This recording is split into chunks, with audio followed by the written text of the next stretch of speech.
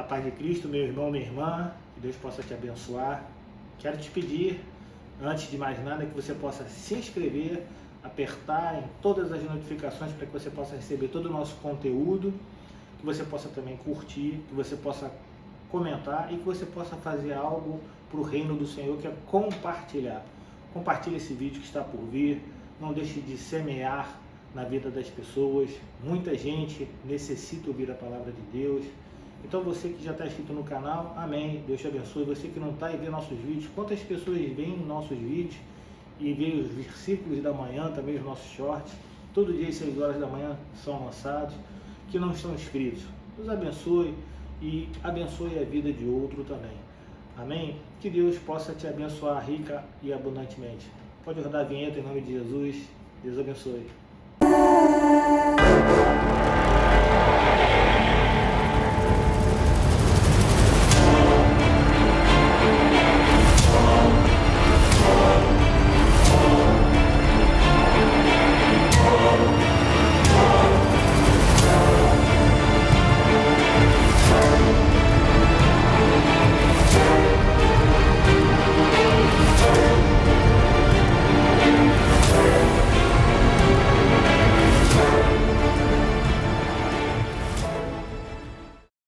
Atos, capítulo 20, a gente vai falar sobre uma doença que tem Atos 20, a partir do verso 7, a gente vai falar de uma doença que tem aí ferido, que tem permanecido em algumas pessoas do povo de Deus. Vou estar falando sobre essa doença. Na realidade é uma síndrome. Atos 20, a partir do verso 7. A gente vai falar sobre a síndrome de Deus, esse personagem. Atos 20, verso 7 diz assim: no primeiro dia da semana, nós nos reunimos a fim de partir do pão. Paulo, que pretendia viajar no dia seguinte, falava aos irmãos e prolongou a mensagem até a meia-noite. Verso 8. Havia muitas lâmpadas no cenáculo onde estávamos reunidos. Um jovem chamado Eutico, que estava sentado numa janela, adormecendo profundamente durante a prolongada mensagem de Paulo, vencido pelo sono, caiu no terceiro andar abaixo. Quando o levantaram, estava morto. Verso 10. Mas Paulo desceu, inclinou-se sobre ele e, abraçando-o, disse: não fiquem alvoroçados, pois ele está vivo. Pai, muito obrigado, Senhor, por essa noite. Fala aos corações dos nossos irmãos, que a síndrome de Eutico caia por terra na igreja cristã, na igreja de Jesus Cristo, na igreja, Senhor, evangélica, Senhor, em todo o mundo, Pai. Que essa síndrome que atentou esse rapaz possa cair por terra em todo o tempo, Pai. Que possamos compreender, Senhor, e entender essa doença, Senhor, essa síndrome que ataca, Senhor, algumas pessoas que estão no nosso círculo, Senhor, de convívio dentro da casa do Senhor, dentro do seio da igreja, Pai. Então fala aos nossos corações, que o Senhor possa nos ensinar nessa noite, que o Senhor possa falar com cada um de nós, que o Senhor possa fazer com que a nossa mente, o nosso coração, o nosso ouvido, o nosso olhar, seja tudo voltado para essa mensagem, Pai. Uma mensagem curta, mas uma mensagem, Senhor, importante, Senhor, um alerta, Pai, para cada um de nós. Então, Pai, em nome de Jesus, fala com cada um de nós, Senhor. Que o Senhor possa nos diminuir nesse momento também, Pai, para que o seu nome seja engrandecido, para que o Senhor possa, Senhor, em nome de Jesus, Senhor, continuar sendo adorado nesse lugar, Pai. Que eu seja apenas um instrumento nas tuas mãos, Pai, um instrumento limpo, Pai, para que eu possa entregar, Senhor, aquilo que tu queres para o teu povo, porque o povo é teu, Pai. Então, fazemos essa oração e fazemos em nome de Cristo, que todos digam amém e amém. Podeis assentar. Um dos pecados, e já tem um certo tempo, que mais crescem no país e no mundo é o do bem-estar. Esse é um mercado que cresce muito. Você liga a sua televisão, você entra nos canais de YouTube, você entra aí no Facebook. O que você vê sobre esse mercado é variado até demais. Até nas rádios, esse mercado, o mercado do bem-estar, ele tem entrado em programas de todos os tipos.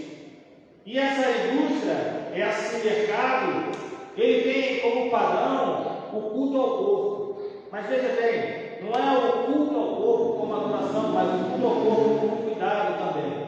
Claro que há pessoas que extrapolam, realmente cultuam o seu corpo mais do que deveriam cultuar ou realmente não cultuar o seu corpo. Mas o padrão do mercado, desse mercado do bem-estar, é cultuar o corpo, é cuidar do corpo. E isso é importante. Nós devemos cuidar do nosso corpo. O nosso corpo deve ser bem tratado. Ninguém gosta de adoecer, ninguém gosta de ficar doente, ninguém gosta de ficar abatido, ninguém gosta de ficar com algum tipo de problema. Diz lá 1 Coríntios 3,16: vocês não sabem que são o santuário de Deus, que o Espírito de Deus habita em vocês? Se alguém destruir o santuário de Deus, Deus o destruirá, pois o santuário de Deus, que são vocês, é sagrado. Nós somos as pedras que edificam esse templo onde habita o Espírito Santo. Então, há vários hábitos para que haja uma boa saúde física, que devem ser preservados, que devem ser observados. Fazem bem para o corpo, e eu vou citar alguns: se alimentar bem. Se alimentar bem faz bem para o corpo. Ter cuidado com o que vai no seu prato é um dos pontos centrais para alcançar uma maior qualidade de vida. Eu sempre brinco com uma pessoa e falo assim: o que você tem se alimentado? Eu falo espiritualmente, mas do que você tem se alimentado? Tem gente que abusa dos alimentos ricos em gorduras saturadas, tem gente que abusa do sódio, tem gente que abusa no açúcar. E isso é um gatilho para doenças como infarto, derrame, hipertensão, obesidade, diabetes e até câncer. Isso é um perigo para o corpo. Em contrapartida, é fácil incluir um cardápio de alimentos, heróis da resistência e da longevidade. Eu não sei, mas na minha época, sempre quando queria melhorar a criança, eu vou dar brócolis para você comer. Eu não sei porque criança não gosta de brócolis, eu gosto de brócolis. Mas parece que a criança não gosta de brócolis. Parece que tem alguma coisa contra brócolis, o brócolis está no bem. As pessoas elas não se preocupam tanto em se alimentar bem, principalmente quando a gente trabalha na rua. Quando a gente está muito na rua, a gente se alimenta daquilo que dá para se alimentar. Então a gente às vezes entra num lugar para comer algo muito rápido, a nossa vida é tudo corrida, tudo é muito corrido na nossa vida. E aí a gente começa a comer muito carboidratos, abusa muito de alguns alimentos, muito doce. Isso aí pode trazer, num futuro, próximo ou não, distante, alguns malefícios. Outra coisa que nós devemos fazer é praticar exercício físico. Há benefícios na atividade física para a saúde do organismo. Isso aí, a gente pode somar uma lista extensa. Dizer não ao sedentarismo significa também afastar de nós a obesidade, a hipertensão, doenças cardiovasculares, diabetes. Além do que, dá mais disposição, dá mais energia. Isso tudo a gente tem que praticar. A gente tem que se alimentar bem, a gente tem que praticar exercícios físicos, a gente tem que ter um acompanhamento médico regular. Tem gente que acha que só mulher que tem que fazer esse acompanhamento médico regular. Tem homem que pensa isso. Misericórdia. A mulher tem lá o atendimento médico regular do que pertence ao corpo dela. Mas o homem também tem que ter o atendimento médico, o acompanhamento médico regular também. Isso é saudável. A visita de rotina ao médico ela deve ser um costume adotado por todas as pessoas, não só as mulheres. As mulheres são gratas disso, o homem não. O homem necessita ainda de pensar um pouco melhor, porque acontece às vezes que podem acontecer problemas específicos de saúde, por conta aí, de repente aí, de uma hereditariedade, por conta aí de repente de uma situação da idade. Então é importante manter um acompanhamento médico regular. Isso pode variar de acordo com a faixa etária, com os fatores de risco também das pessoas. Devem ser feitos exames preventivos específicos para cada sexo, para cada idade. Por quê? Porque há alterações, há doenças que são diagnosticadas logo no início. Vou dar um exemplo aqui, dar um testemunho da minha mãe. Minha mãe descobriu fazer esse acompanhamento médico regular, ela descobriu um câncer logo no começo. Fez a química, fez a rádio, mas foi logo no começo. Graças a Deus ela conseguiu tirar lá um nódulo que não estava tão grande, não sei. Passou por uma dificuldade, 5 anos aí tomando remédio, mas foi logo no início. De repente, se tivesse deixado passar, se não tivesse feito o acompanhamento médico regular, e eu tenho visto o caso da minha família. Meu pai deixou passar durante um tempo, quando foi ver, já estava acontecendo os ossos, já não tinha mais o que fazer. Por quê? Porque eu não fazia acompanhamento médico regular. Então é importante a gente fazer. Tem chance da gente ainda controlar, de ser curado. Isso eu estou falando na parte do bem-estar, na parte do nosso corpo. Beber bastante água, tem gente que não bebe água. Tem gente que não sei porquê, bebe refrigerante, mas não bebe água. A água é importante para a gente manter o nosso corpo hidratado, para a gente diminuir a retenção de líquidos, que contribui até para a perda de peso. Beber líquido contribui para você perder peso. Ajuda também a desintoxicar o nosso organismo. Nosso intestino começa a funcionar bem melhor. E é indicado a gente consumir pelo menos 2 litros por dia. Eu vou dar um quinto exemplo do bem-estar para o nosso corpo, que é dormir bem. Dormir bem evita doenças como obesidade, ansiedade. Tem gente que não consegue dormir e tem sono diurno. Mas quem consegue dormir, consegue aí ter um desempenho melhor durante o dia, ganha mais disposição, ganha concentração. E o recomendado é dormir pelo menos de 6 a 8 horas por dia. Pois bem, na nossa vida espiritual, nós também temos que manter bons hábitos. Não é só na nossa vida, enquanto o nosso corpo, mas na nossa vida espiritual a gente tem que manter bons hábitos. E daqueles que eu exemplifiquei aqui, apenas um deles não faz bem para a nossa vida espiritual. Quer ver? Eu falei que a gente deve se alimentar bem. E a gente está aqui, ouvindo a palavra do Senhor. Nós devemos nos alimentar sempre da palavra do Senhor. Se alimentar bem, faz bem, tanto para o nosso corpo, como faz bem também para a nossa vida espiritual. Tem gente que se alimenta de muita coisa dentro da igreja, que às vezes não alimenta bem muito saudável. Mas ouvir a palavra de Deus, se alimentar bem, faz parte. Outra coisa que eu falei sobre praticar exercícios físicos, estudar a palavra, botar nosso cérebro para funcionar, nossa cognição, nosso desempenho cerebral. A gente estuda a palavra, a gente pratica exercício físico também na nossa vida espiritual. O acompanhamento médico regular, ter uma igreja, ter um pastor. Tem gente que pula de igreja em igreja, não tem um pastor para cuidar, acha que isso é besteira. Não é besteira, eu sou um pastor, eu sou pastor e tenho pastor. Fiz um gabinete com ele por uma semana. Sempre quando eu posso, periodicamente eu faço um gabinete com o meu pastor, converso com o meu pastor, falo com ele, explico a situação. Por quê? Eu tenho problemas na vida espiritual que nem vocês, mesmo. É importante a gente ter um pastor. Quando a gente fala de beber bastante água, como eu falei aqui, Jesus disse que ele é a água da vida. E graças a Deus por conta disso. Mas tem uma das coisas que eu coloquei aqui, que faz bem para o corpo, mas não faz bem para a vida espiritual. Dormir. Tem gente que dorme. Tem gente que está dormindo mais do que o previsto.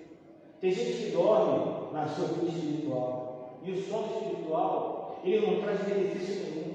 Ele só traz malefício, nos faz mal, nos traz prejuízo. É um perigo sobre o espiritual. Então, mediante esse texto que nós lemos, eu quero me aprofundar sobre o sono na nossa vida espiritual. E eu quero trazer justamente esse texto à tona. Lucas é quem escreve Atos. Ele que é o escritor de Atos. Então ele conta nesse trecho uma das viagens missionárias que ele faz com Paulo. Diz Lucas que junto com Paulo eles partiram para a Macedônia. E lá eles correram por toda a região. Para quê? Para propagar, para levar a palavra de vida. Até que eles chegaram na Grécia. Na Grécia eles ficaram lá 3 meses. Tinham a intenção de partir de volta à Macedônia, voltar para a Macedônia, quando eles descobriram que havia uma conspiração naquela região contra eles. Então o que eles fizeram? Resolveram voltar para a Macedônia, mas eles não foram sozinhos, tiveram a companhia de Sópater, Aristarco, Segundo, Gaio, Timóteo, Tíquico, Trófimo. Todos esses homens foram adiante, esperaram Paulo e Lucas em Troade. Então Paulo e Lucas eles navegam de Filipos. E depois de 5 dias se reúnem com os outros em Troade, ficam lá por 7 dias. Pronto, a gente chega agora no nosso texto central, que eu vou fazer questão de ler de novo. Diz assim, Atos 20, verso 7, no primeiro dia da semana, nós nos reunimos a fim de partir do pão. Preste atenção, você que está lendo o texto comigo, diz assim, no primeiro dia da semana, nós nos reunimos a fim de partir do pão, ou seja, era dia de ceia, era o momento da ceia. Paulo, que pretendia viajar no dia seguinte, falava aos irmãos e prolongou a mensagem até meia-noite. Então Paulo começou a pregar, só que diz a palavra que ele começou a pregar aos irmãos e ele prolongou essa mensagem até meia-noite. Diz o texto que havia muitas lâmpadas no cenáculo, onde eles estavam reunidos, onde Paulo falava, onde prolongou a mensagem, onde eles estavam ceando naquele momento. E diz que havia um jovem chamado Eutico, que estava sentado numa janela, adormecendo profundamente durante a prolongada mensagem de Paulo. Por quê? Porque foi vencido pelo sono. Aí, ele vencido pelo sono, cai do terceiro andar abaixo. Quando levantaram, estava morto. Diz lá o verso 10. Mas Paulo desceu, inclinou-se sobre ele e, abraçando-o, disse: não fique alvoroçados, pois ele está vivo. Então eu quero, diante do que foi exposto na introdução, quando a gente falou da vida saudável na área física e do sono ser um mal na nossa vida espiritual, apresentar essa doença, apresentar essa síndrome, apresentar a síndrome de Eutico, que pode levar o cristão à morte. Porque esse rapaz, essa síndrome, levou ele à morte. Então a gente vai trazer algumas observações sobre essa doença e a gente vai também trazer um remédio para essa cura, que também está nesse texto. E a primeira observação que eu faço, vendo esse texto, entendendo essa síndrome, tentando entender essa síndrome, é que só tem sono espiritual quem um dia acordou para Cristo. Diz lá, carta que Paulo escreve à igreja de Éfeso 2:1. Vocês estavam mortos em suas transgressões e pecados. Paulo escreve à igreja de Éfeso, lembrando que antes de conhecerem a palavra de vida, todos estavam mortos e que foram acordados por essa palavra. Ou seja, só tem sono espiritual quem um dia acordou para Cristo. O mundo já é maligno. O mundo está lá, está adormecido. O sono já faz parte da vida deles. Mas aquele que um dia acordou, conheceu, começou a andar, saiu das transgressões, estava morto dos pecados, é esse que começou a andar agora. Esse aí, se ele cai no sono, é um perigo. E ele é o único que pode ter um sono espiritual, porque um dia ele acordou para Cristo, porque o resto não está morto. Quem está morto não sonha, não tem sono, está morto.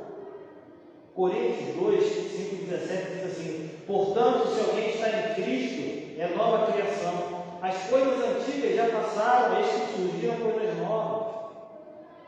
Tem gente que cai na armadilha do sono espiritual. Você é nova criatura, você está em Cristo, mantenha-se firme. Mantenha-se firme, você já acordou. Você já saiu da morte, você acordou, você está andando com Cristo. Não caia no sono espiritual. Não caia nessa situação da síndrome de Deus. Porque você já acordou para Cristo. E só quem já acordou para Cristo pode ter esse sono espiritual, pode ter essa doença. Não tem outra pessoa ou outro grupo que tenha a síndrome de Deus que não seja cristão, que não seja o crente. Porque o mundo já está morto.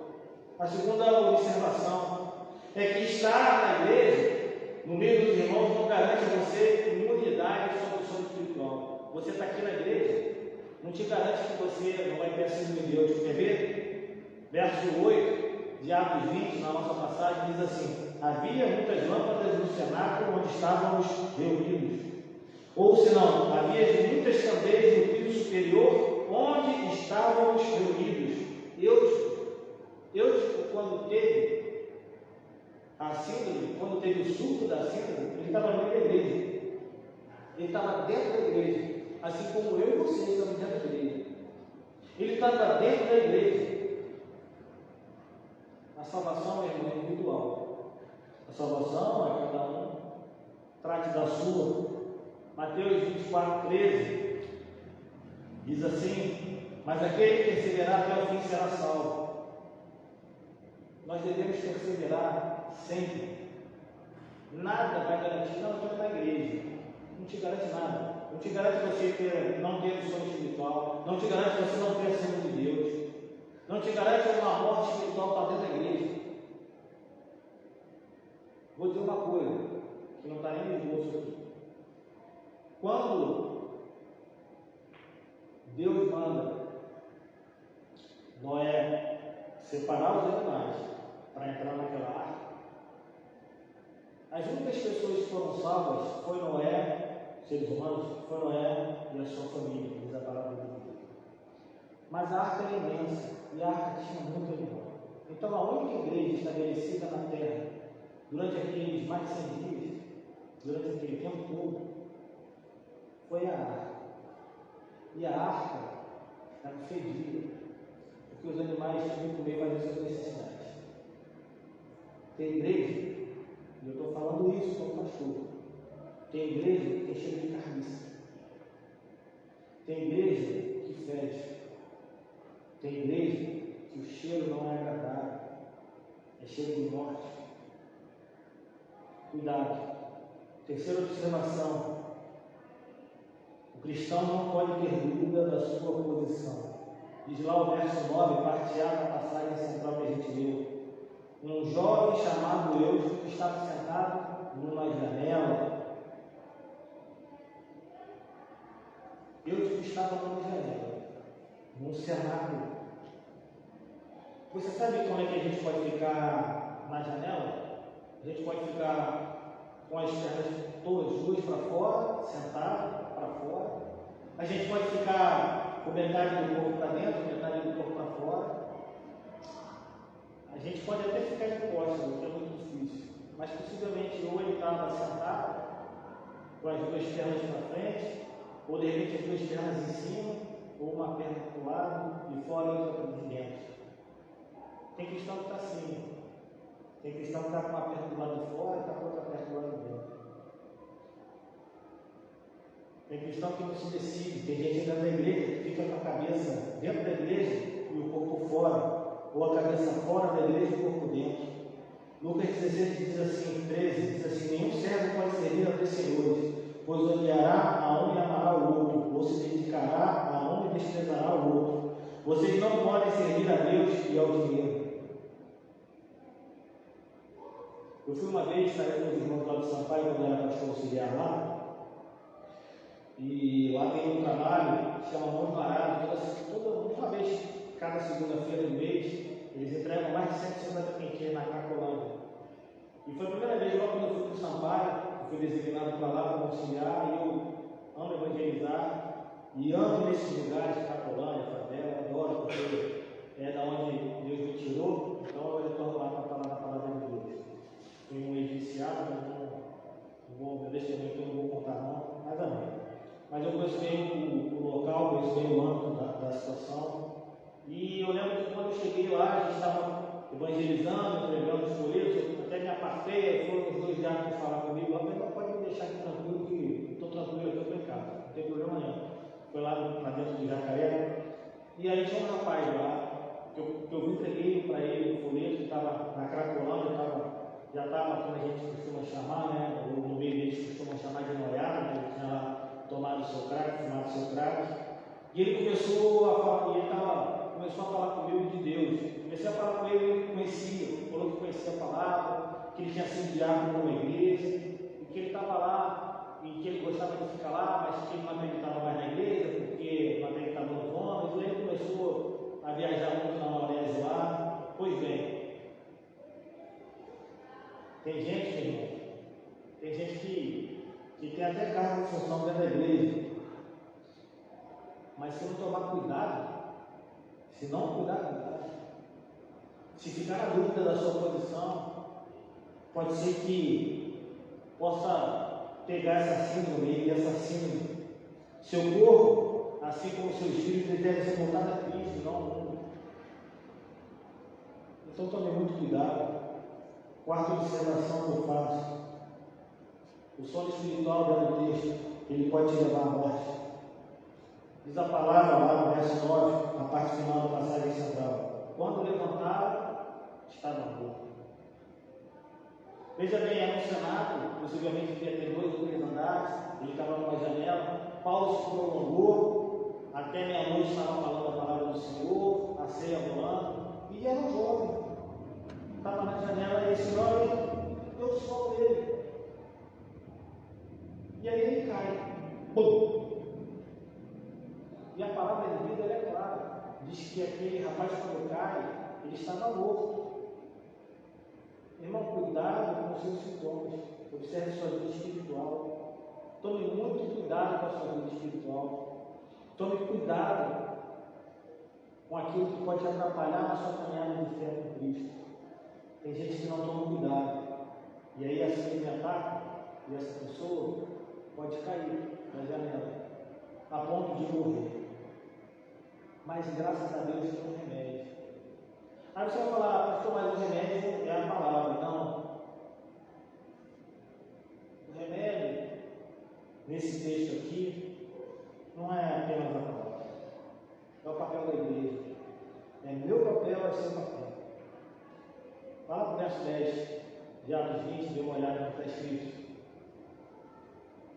Atos 20, verso 10, diz assim: mas Paulo desceu. Deixa aí do jeito que está, por favor. Mas Paulo desceu, inclinou-se sobre ele e, abraçando, disse: não fiquem alvoroçados, pois ele está aqui. Deixa aí, por favor, o texto. Quem é que estava pregando, se prolongando na pregação? Era Paulo. Possivelmente Paulo estava ministrando a ceia do Senhor. Diz que Paulo, ele desceu. Possivelmente, no cenário de 2 ou 3 andares, ele estava num lugar onde ele podia propagar e falar da palavra. De repente ele estava num lugar como esse aqui, uma janela ali, e o rapaz cai, ele cai. Mas quando ele cai, cai num lugar abaixo do Paulo. Diz que Paulo, ele desce. Paulo, ele desce, mas ele não só desce, ele inclina-se. Ele não só desceu da onde ele estava. Preste atenção, ele parou de pregar. Não adianta nada a gente pregar se a gente não demonstrar. Ele podia ter falado: pega aí e leva lá para fora. Põe lá no canto que eu vou continuar pregando. Paulo desceu, mas ele não apenas desceu, ele chega perto do jovem, porque ele inclina-se sobre o jovem. Ele inclina-se sobre o jovem. A igreja precisa se inclinar. A igreja, os irmãos precisam se inclinar para os outros irmãos. A igreja tem que parar de pregar e começar a demonstrar. Tem gente que só fala, mas não demonstra. O amor, ele é falado, mas ele tem que ser demonstrado. As nossas atitudes têm que reverberar aquilo que a gente fala. Paulo, ele para de pregar na hora. Paulo era aquele que estava se prolongando até meia-noite, e ele para. Ele para, desce, se inclina sobre aquele garoto. Aquele garoto supostamente estava morto. E aí Paulo fala: não fiquem alvoroçados, pois ele está vivo. Paulo parou a sua explanação por horas. Ele parou de pregar. Ele se rendeu de compaixão. Paulo abraça. A igreja deve abraçar. A igreja não deve julgar, não deve culpar, não deve mostrar a queda, e sim se render, abraçar, amar. Tem gente que eu fico pensando que se acontece isso na igreja de hoje, está arriscado de pisar em cima do irmão.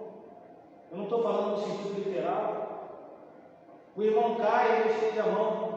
O irmão cai, pisa em cima. E fala, e deixa. A igreja tem que descer do pedestal. Tem muita gente em cima do pedestal. Tem muita gente em cima achando que é o dono da igreja. O dono da igreja é Jesus Cristo. Não tem outro, a não ser Jesus. A igreja ela tem que atuar. A igreja deve abraçar. A igreja deve se render. A igreja deve amar. Falta amor. As igrejas estão sem amor porque as pessoas estão sem amor. A cura está no papel da igreja de amar quem tem acima de Deus. Nós devemos amar, cuidar, não deixar o sono espiritual matar, evitar, observar, cuidar. Pastor não gera ovelha, quem gera ovelha é ovelha. Quem gera ovelha é ovelha, pastor não gera ovelha. Pastor cuida de ovelha, quem gera ovelha é ovelha. Então, é também a sua parte. Tem gente, tem ovelha, que só quer ficar sentado, se alimentando, vamos trabalhar. Vamos cuidar, vamos amar, vamos praticar aquilo que a gente fala. E começa dentro de casa. É dentro de casa. Muito cristão com o Senhor de Deus, muito cristão dentro da igreja com o Senhor de Deus, muito cristão sentado na janela e não sabe qual é a sua posição, muito cristão que dorme, dá 15 minutos da palavra já está com sono, ou já fica já olhando o horário. A igreja tem que amar. Paulo desceu, Paulo inclinou. Deve ter sido uma das coisas mais bonitas que Paulo deve ter feito. Ter parado aquilo que ele estava se prolongando de falar da pregação. Paulo era eloquente, oratória maravilhosa. Paulo era um orador, conhecedor da palavra. Eu queria ouvir um sermão de Paulo. Eu queria ter a oportunidade de ouvir um sermão de Paulo. Eu queria estar ali, em pé, sentado, de qualquer maneira. Não olhando do jeito que o rapaz estava, mas eu queria estar ali ouvindo o sermão de Paulo. Mas Paulo, mesmo sendo eloquente, tendo uma boa oratória, tendo que falar aquilo que Deus mandou ele falar para pagar o Evangelho, ele simplesmente falou. Ele para, se inclina e cuida. Meu irmão, cuidar da igreja, cuidar de quem tem sido de Deus, não é só para mim, isso é para cada um. Então, cuidado, preste atenção, observe esse sintoma. Leia bastante essa palavra, leia com carinho todo o verso, diariamente. Não deixe que essa seja de ataque. Se você observar que o irmão tem essa de cuide, trate, seja com ele, porque ele precisa de amor. O irmão que cai, o irmão que está morto no poder do pecado, ele não precisa de ninguém para bater, porque ele já caiu, ele já está machucado. Ele precisa de amor, ele precisa de carinho, ele precisa de compreensão. Eu tenho uma experiência. Eu fui dar uma igreja e tinha 5 mil membros. A igreja cada meu hoje, 240 mil membros. E um dia, o pastor da igreja, ele caiu. Ele caiu e mostrava a vergonha do que tinha acontecido durante uma. As pessoas começaram a sair. Quer dizer, durante a prestação, abriu a vergonha do pastor da igreja, que ele ficou aquele alvoroço. Eu, graças a Deus, eu não estava lá. Eu falei para minha esposa, graças a Deus, eu não estava. No dia seguinte eu estava, né? Graças a Deus, nesse dia eu estava. Ela estava, a graça era pequenininha, mas eu não estava. Graças a Deus, eu não estava lá. Porque é um absurdo durante a prestação de culto acontecer uma coisa dessa. Porque a prestação de culto é o Senhor, a adoração ao Senhor. E a gente não tem que expor nada, tem que conversar com coisa dele. Durante a prestação de adoração. Se caiu ou não caiu, isso é outra coisa, tem que conversar com coisa. Mas eu fiquei naquela igreja. Da igreja de 5 mil passou a ter 1.500 membros. Os outros 3.500 membros saíram. E dos 3.500 membros era de uma igreja. Dos 3.500 membros da igreja, possivelmente aí metade falava mal de quem ficou, que era conivente, que eram pessoas que tinham o mesmo padrão de vida, ou possivelmente concordavam com aquilo que o pastor fez. Mas eu orei a Deus, porque eu aprendo com Moisés que a gente tem que andar conforme a nuvem. A presença do Senhor tem que fazer com que eu ande para frente, eu fique parado, eu ande para o lado, eu ande para o outro. Então eu aprendo com isso comigo, com Moisés e com Deus. E aí eu orei, e o Senhor falou para mim, Olha, tem muita gente que está ferida dentro da igreja, muita gente doente dentro da igreja, muita gente que vai ficar na igreja, e essas pessoas, elas são de gente que azando. E a pessoa que caiu, ela nunca virou as costas para você. Você já passou por momentos ruins, difíceis, e essa pessoa nunca virou as costas para você. E eu realmente, eu nunca vi essa pessoa virar as costas para ninguém. E eu fui na igreja. Eu fiquei na igreja. Suportei ficar na igreja. Muitas pessoas depois de um ano e meio, 2 anos, começaram a voltar. Já se passaram mais de 12 anos. A igreja hoje tem 3.500 membros. Está renovada. O homem foi renovado. Porque as pessoas cuidaram, amaram. A igreja precisa ser cuidada. A igreja precisa ser amada. E isso é obrigação minha e sua. Eu não era pastor, eu era obrigado a minha igreja. Mas mais da metade da minha palavra quando foi embora. E falando mal da igreja ficando. 4 meses ficando no portão, 3 meses na geração viva, suportando escravos de algumas pessoas, suportando a situação de ver o líder da igreja naquela situação, sendo disciplinado, porque ele quis ser disciplinado, ele foi disciplinado durante o tempo todo que teve que ser. A gente tem que amar a igreja, a gente tem que aprender a amar. Fecha teus olhos, com a tua cabeça.